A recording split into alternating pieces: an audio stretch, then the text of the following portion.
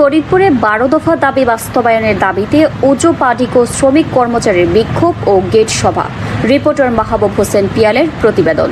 ফরিদপুরে পশ্চিমাঞ্চল বিদ্যুৎ বিতরণ শ্রমিক কর্মচারী ইউনিয়ন সিভিএ এর উত্থাপিত ১২ দফা দাবি শিল্প বিরোধ সংক্রান্ত দাবি বাস্তবায়নের দাবিতে বিক্ষোভ মিছিল ও গেট সভা অনুষ্ঠিত।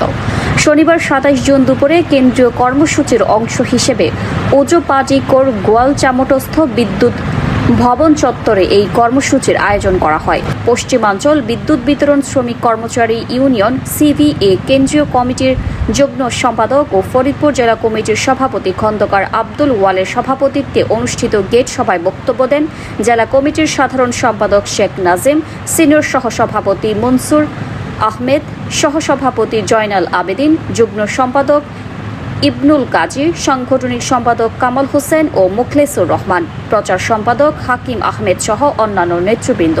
এই সময় বিক্রয় ও বিতরণ বিভাগ ১ ও বিভাগ ২ এর শ্রমিক কর্মচারীরা উপস্থিত ছিলেন।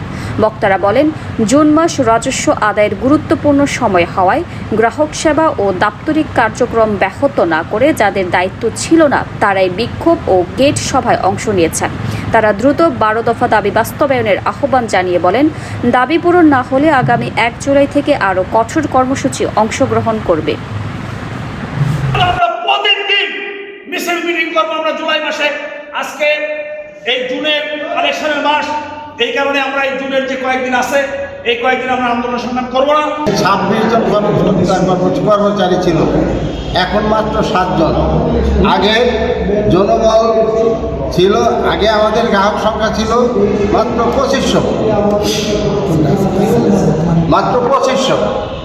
এখন হয়েছে প্রায় ৬,০০০।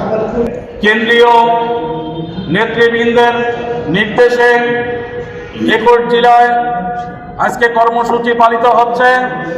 তারই অংশ বিশেষ হিসাবে ফরিদপুরের জেলা কমিটি ১২ দফা দাবি এবং নতুন পে স্কেল যেটা সরকার ঘোষণা করেছে, এমন অবস্থায় আমাদের ঐক্যবদ্ধভাবে সকল শ্রমিক মিলে আমাদের এই আন্দোলনের সফল ঘরে করতে হবে। এমন কোনো দাবি না আছে যারা আদায় না করে ঘরে গেছে, একমাত্র বিদ্যুৎ উন্নয়ন বোর্ডের শ্রমিকরা সবসময় দাবি আদায় করে আনতেছে এবং